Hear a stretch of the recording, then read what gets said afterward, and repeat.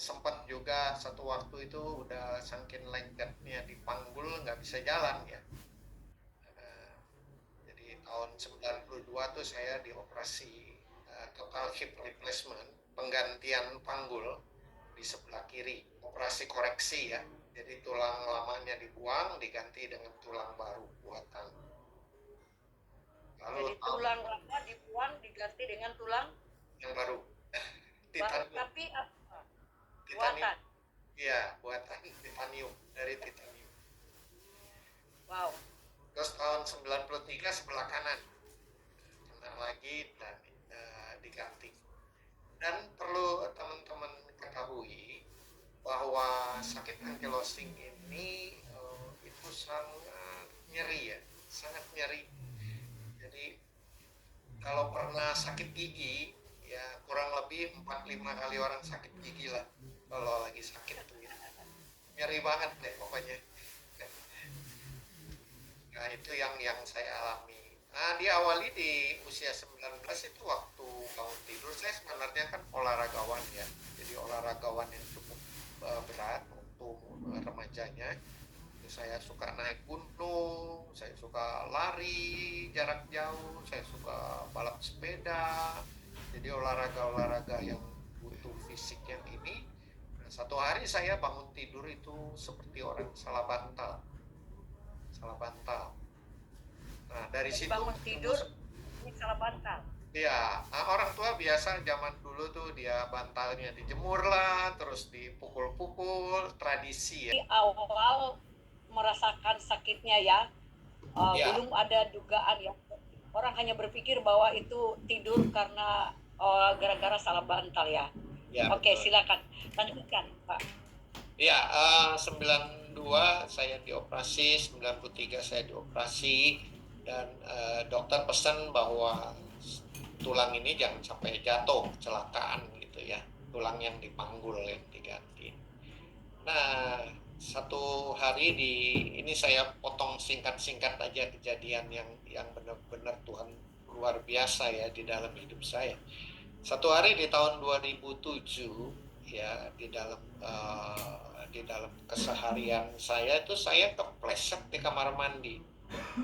Jadi waktu kepleset tuh kayak orang main balet, satu kaki kanan ke depan, satu kaki kiri ke belakang. Dan itu membuat tulangnya pecah. Tulang panggulnya pecah. Lalu diobservasi oleh seorang dokter bedah ortopedi lulusan Jepang. Dan dia katakan bahwa ini kejadiannya sangat langka ya.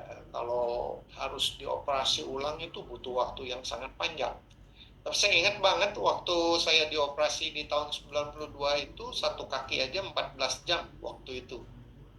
Ya nggak selama sekarang lah. Jatuh kaki pecah itu saya benar-benar berharap sama Tuhan.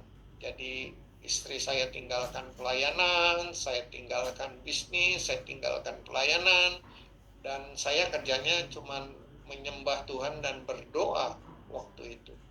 Jadi setiap hari kami memuji Tuhan, lalu saya pegang kaki saya yang pecah itu ya. Saya berdoa dalam nama Yesus. Saya minta supaya kesembuhan itu terjadi. Dan bahkan waktu itu kejadiannya saya udah nggak bisa bergerak, ya nggak bisa bergerak. Jadi di ranjang itu udah seperti bayi, ya udah nggak bisa bergerak ke kiri ke kanan. Dan sampai 1 minggu saya berdoa kepada Tuhan terus menerus ya. Saya ingat banget tadi 1 Tesalonika 5 ayat 17 itu katakan tetaplah berdoa, dan saya terus berdoa minta kepada Tuhan. Saya berpikir kalau saya berdoa terus Tuhan pasti nggak enak hati nih sama saya gitu ya. Jadi sampai waktunya saya dipanggil dokter dan kami datang ke rumah sakit tulang di Jalan Halimun dan di ronsen kembali, lalu diperiksa, dan disitulah saya lihat wah Tuhan bekerja luar biasa. Dokter katakan bahwa Pak Rudi ini sesuatu yang mustahil terjadi, bahwa tulang yang pecah itu sambung kembali katanya. Wah, saya bilang puji Tuhan, haleluya. Dokternya orang Muslim ya. Saya di dalam ruangannya saya bilang puji Tuhan, puji Tuhan, puji Tuhan. Itu peristiwa yang nggak pernah saya lupa ya, bagaimana tangan Tuhan bekerja. Sebab waktu saya jatuh itu, saya pergi ke banyak dokter dan dokter itu menyatakan bahwa ini harus disemen lah, harus diikat pakai kawat lah, harus diganti ulang yang lebih panjang lah, dan lain sebagainya. Ya, itu secara medis harus lakukan itu. Tapi ini di luar medis, Tuhan berkarya luar biasa. Karya Tuhan itu ajaib, Bu Lince dan pemirsa semua.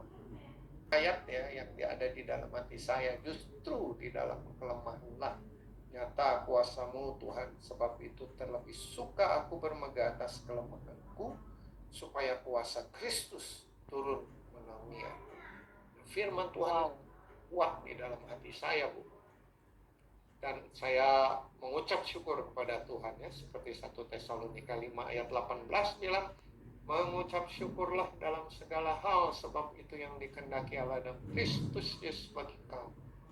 Dan ayat itu saya dapatkan dari seorang istri ya, pada waktu saya mengalami putus asa yang berkepanjangan ya, seperti orang yang tidak berpengharapan dan bertanya kenapa bisa dapat sakit seperti ini.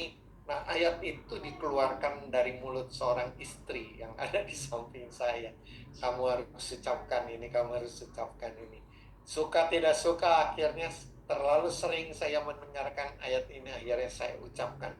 Dan pada waktu saya ucapkan ucapan syukur itu ya, ayat firman Tuhan di 1 Tesalonika 5 ayat 18, itu mukjizat Tuhan terjadi. Ya, yang nyeri berkepanjangan itu tiba-tiba di pagi hari itu hilang.